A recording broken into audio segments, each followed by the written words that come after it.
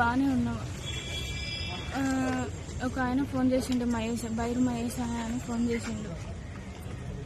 చేసి వీడికి రా, మరి వీడికి చెప్పిండో ఏమో తెలియదు, తీసుకుందురా అది నువ్వు వస్తావా నేను రా అన్నట్టుగా మాట్లాడిండు. వస్తలే అని చెప్పి బంటి అన్నాడు. 5ంటికి అట్లా బయటికి వెళ్ళిండు. ఆయన ఫోన్ చేయగానే బయటికి వెళ్ళేసరికి ఇంకా ఆ టైంకి వెళ్ళిండు. మళ్ళీ ఇప్పటి వరకు కూడా తెలియదు ఏడున్నాడు.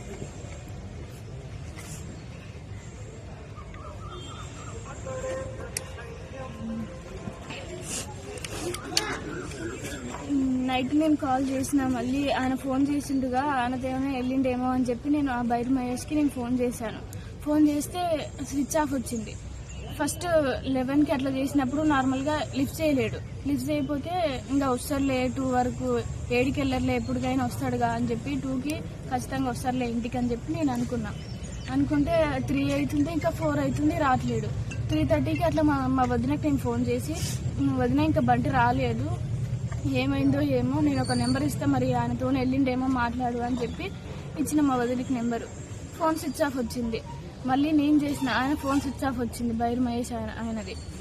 మళ్ళీ మార్నింగ్ 6 కూడా చేసిన నేను, ఫోన్ స్విచ్ ఆఫ్ వచ్చింది. ఆయన ఫోన్ చేయడం వల్లనే నా బంటి బయటికి వెళ్ళిండు, లేకుంటే వెళ్ళకపోతుండే.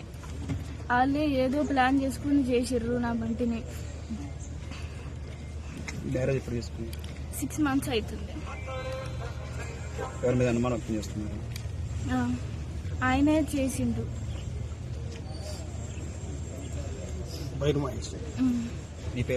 భార్గవి. లేదు, మా ఇంట్లో వాళ్ళు ఒప్పుకోలేదు, బంటి వాళ్ళ సైడ్ వాళ్ళు ఒప్పుకున్నారు. సరే మా వాళ్ళు ఒప్పుకోలే అని చెప్పేసి మా అంతటా మేము ఉంటున్నాం. వాళ్ళని 1 రూపాయి అడగలేదు, ఏది అడగలేదు, నేను వాళ్ళ ఇంటికి పోలేదు, ఏం చేయలేదు. మా అంతటా మేము ఉంటుండే. మా అన్నయ్య అప్పుడప్పుడు ఏంటి ఆడెంత ఈడెంత అనడం, అని చంపుతా అనడం అనేవాడు. లేదు, ఏం జరగలేదు.